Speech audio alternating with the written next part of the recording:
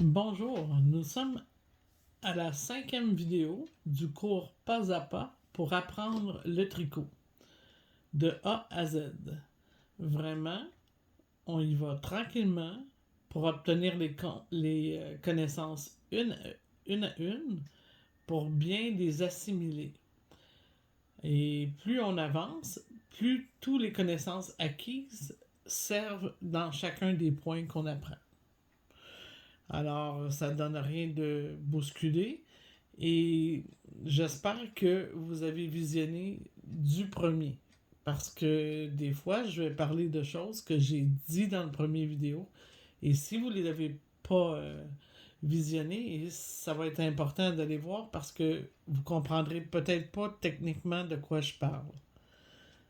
C'est pour ça que la technique que j'ai mis sur pied il y a plusieurs années pour apprendre le tricot par échantillon, pour obtenir le plus de connaissances possible en peu de temps, fonctionne, mais faut suivre au complet. Il ne faut pas adapter toutes sortes de connaissances de droite et de gauche à cette technique. OK? Par la suite, quand vous allez être bon, ben là, vous allez pouvoir faire des choix entre des choses que vous savez puis d'autres choses que je vous ai montrées. Mais pour l'instant, pour mener à bon port ce qu'on va apprendre, ben, il faut qu'on soit sur la même longueur d'onde, toutes les deux. Toutes les deux. Hein? Toutes les trois, toutes les quatre, toutes les millions, toutes les. Je sais pas combien qu'on est, mais vous êtes beaucoup à me suivre et je vous remercie énormément. Et pour être certain que vous recevez toujours la vidéo lorsqu'elle sort, abonnez-vous à ma chaîne. Très important. Si vous êtes abonné à ma chaîne vidéo, vous allez connaître toutes les sorties de chacun des vidéos que je fais. Alors maintenant, je suis en phase que je fais beaucoup de vidéos. Alors vous allez être choyés autant au tricot qu'au crochet. Pour l'instant, je suis dans le tricot, mais si vous allez voir les anciennes vidéos que j'ai déjà sur ma chaîne, vous allez voir que tout le cours de crochet aussi est gratuit déjà sur ma chaîne. Alors, on poursuit. Et aujourd'hui, on va apprendre à faire la couture du jersey l'envers dans cette vidéo. Alors, je vais juste défaire ce que j'ai fait pour vous montrer comme il faut, comment la faire. Donc, tout d'abord, le choix de votre aiguille est toujours très important. Voyez-vous, ici, j'ai un assez gros chat. C'est très important que mon aiguille soit environ à la même grosseur que ma laine, pour ne pas diviser toujours ma laine. Et le bout doit être un bout rond, ok? Non pointu, pour pas fourcher dans la laine chaque fois qu'on pique notre laine pour la couture. On enfile. Moi, j'ai un petit truc comme ça, je le plie. Et je viens d'insérer. Clac.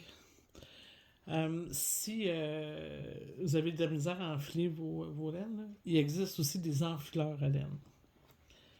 Donc, c'est parti. Comme les autres coutures du point mousse et du jersey en droit, je vous avais montré à venir vous prendre sur le coin du carré de gauche. D'accord? On a carré droit, carré gauche. Il fallait venir chercher une petite maille qui était couchée ici, au bout de la petite corde de montage. Là, très important avant de commencer, c'est bien mon montage qui est en bas. OK? Et c'est bien la chaînette de rabat qu'on voit en haut. Les deux. Hein? Identifiez bien les deux. Ne faites jamais rien à la hâte. Prenez le temps de bien regarder tout ce que vous faites avant de commencer. Ça va éviter une erreur.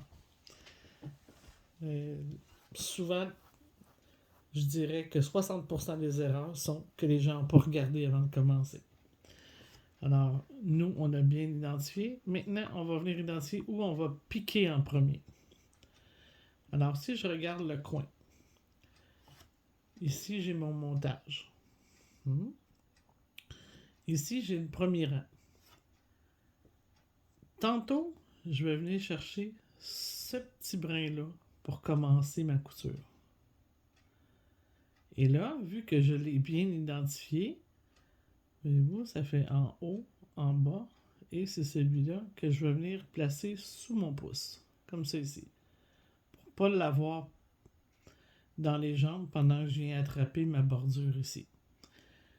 Alors ici, je regarde comme il faut aussi pour aller chercher la bonne chose.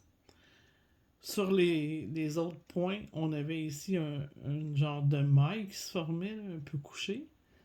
C'est la même chose, mais avec le petit brin ici là, qui se rabat dessus, là, ça fait comme un petit bourrelet dans le haut. Alors c'est facile comme ça pour l'identifier. Je vais venir soulever les deux brins qui constituent ma maille. Faites attention pour ne pas rien avoir de visible, que ça fasse propre. Et on passe là-dedans. Alors, je suis bien venu chercher la bonne chose. Je vais venir de l'autre côté. Cette fois-ci, sur ce côté-là, je vais venir chercher le premier gros bourrelet, là. Ici, on voit la première maille qui est formée. Mais le premier bourrelet, il se trouve comme tout de suite après le nœud. Et c'est comme entre deux mailles, là. Quand vous êtes bien habitué, là, vous allez remarquer il y a une maille ici et il y a une maille là. Et ce qu'on veut, c'est insérer ici, sous le bourrelet, entre les deux mailles. D'accord? Je ne suis pas dans le trou, là. Et je passe ma lettre. Maintenant, tantôt, j'avais identifié cette laine-là ici, là, pour pouvoir commencer ma couture. Alors, si je regarde bien comme il faut, on va se positionner comme il faut parce qu'il faut que ce soit toujours à le même endroit qu'on va venir chercher notre maille. Le premier rang de maille est ici. C'est que ça fait en bas, en haut, en bas, en haut. Et c'est le dernier en bas que je prends. Alors, je prends ça ici.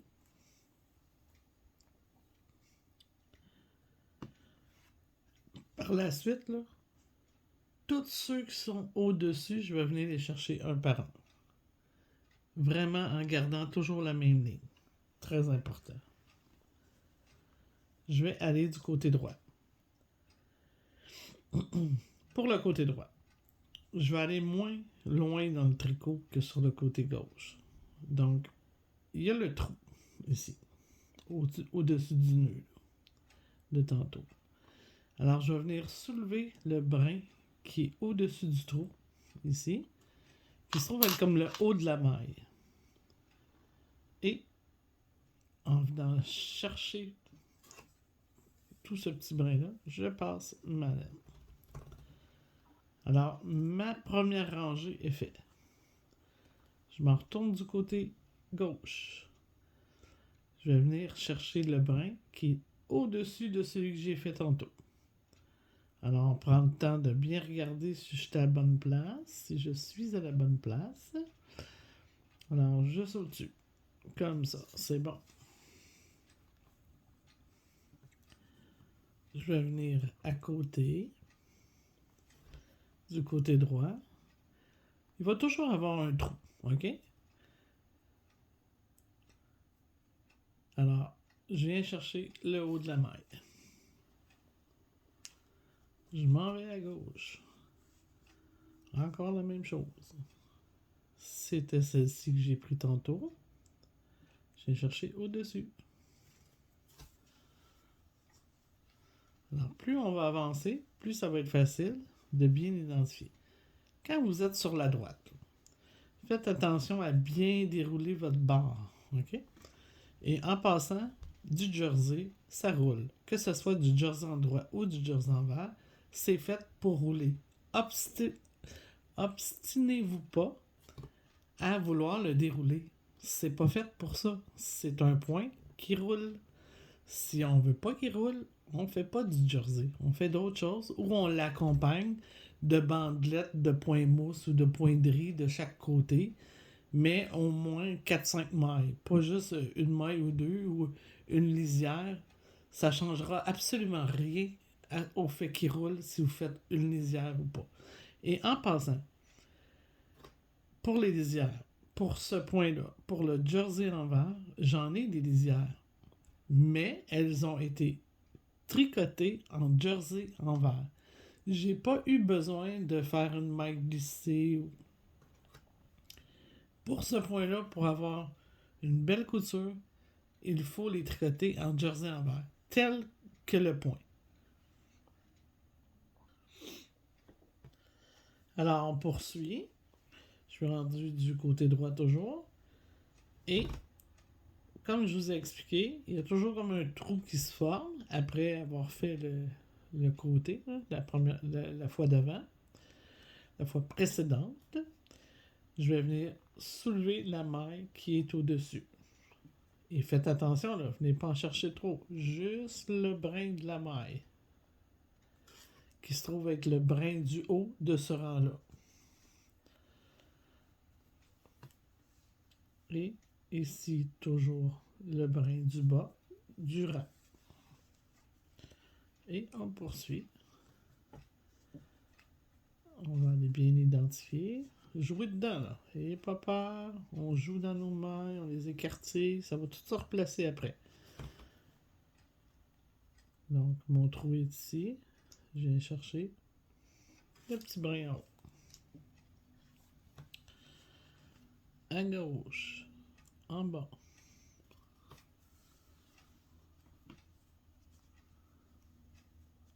Ici. Oh, mon trou est plus là, ça. J'ai peut-être exagéré quand j'ai joué, mais c'est pas grave, ça va tout se replacer. Alors, j'avais pris celle-là ici.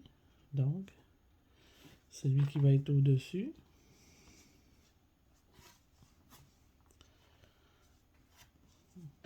Va être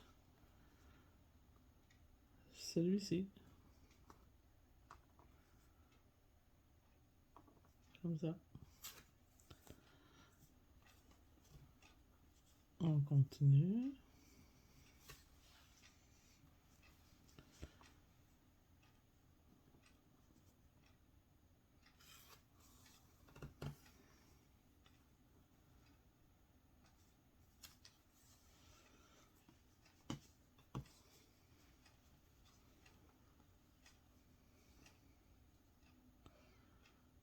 Ah, j'en ai sauté un ici. J'ai oublié une maille, donc je vais défaire. Si vous avez sauté comme moi, là, un rang, hein, on va bien le voir, là, je vais le défaire pour que vous le voyez comme il faut. Regardez. J'ai omis de prendre celle-là ici. Je suis allé chercher l'autre au-dessus. On le voit comme il faut. Il aurait fallu que je prenne celle-ci. Puis je suis allé chercher celle-là. Et je suis ici. Alors, on défait tout de suite. Laissez jamais une erreur comme ça parce que ça vient de défaire toute votre couture. Puis faites-vous-en pas, là. Si ça prend du temps à coudre, c'est normal. Ça peut prendre au moins la moitié de temps que vous avez pris pour tricoter votre chandail. Yeah.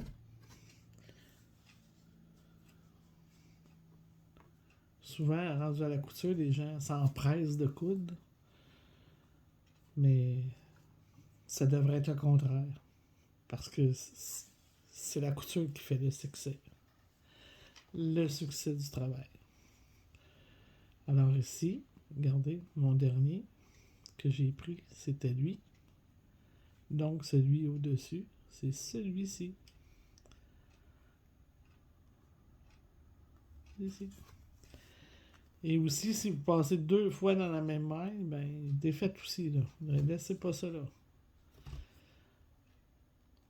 On fait attention, on travaille bien, on a bien tricoté tout ce qu'on avait fait, alors on s'applique pour la couture aussi. Ici.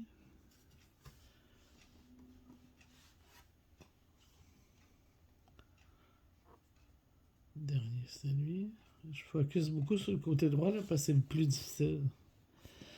Le côté gauche est tout bien enligné. On le voit très très bien. Là.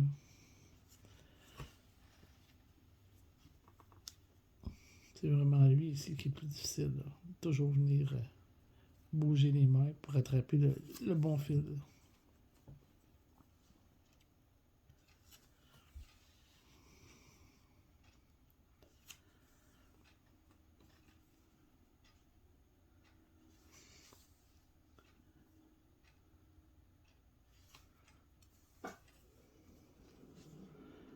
Et vous avez remarqué, ça ressemble beaucoup à celle du point mousse.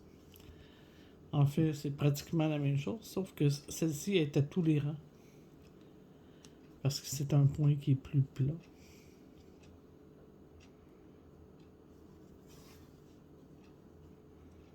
Et la dernière, ici, juste sous le rabat. Alors, c'est magnifique. Est-ce qu'on aime cette couture? Amusez-vous, là. Vous pouvez jouer dedans si vous voulez. C'est vraiment une belle couture.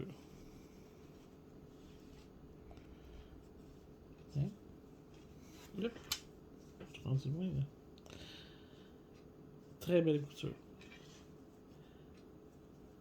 Très important.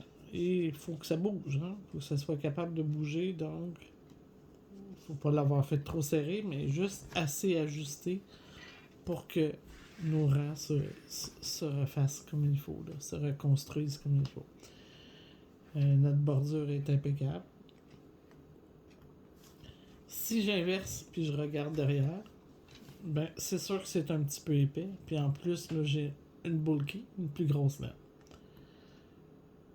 Quand vos laines sont plus fines, ben votre bordure va être moins épaisse. Il y a quand même beaucoup de tricots qui sont faits en jersey en verre. Moi, c'est pas mon préféré, mais quand même. C'est quand même le fun du jersey en verre. C'est le fun. Alors appliquez-vous et bonne couture. Pour la prochaine vidéo, qui sera la 6e vidéo, on débute les côtes. L'apprentissage des côtes. Les côtes en 1, les côtes de 2, comment construire les côtes, le montage pour les côtes aussi, car on va faire un montage élastique qui va être différent de celui qu'on a appris, mais qui est un dérivé de celui-ci. Alors, ce montage-là va vous aider à avoir des bas de tricot plus élastiques, comme celui-ci. Voyez-vous? Donc, ça fait pas une corde là, comme ceux-là. OK? Mais pour un point plat comme lui, j'avais besoin du montage régulier.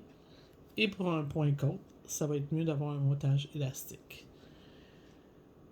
Donc, restez avec moi parce que pour la 6e vidéo, tout un nouveau monde va s'ouvrir à vous en tricot.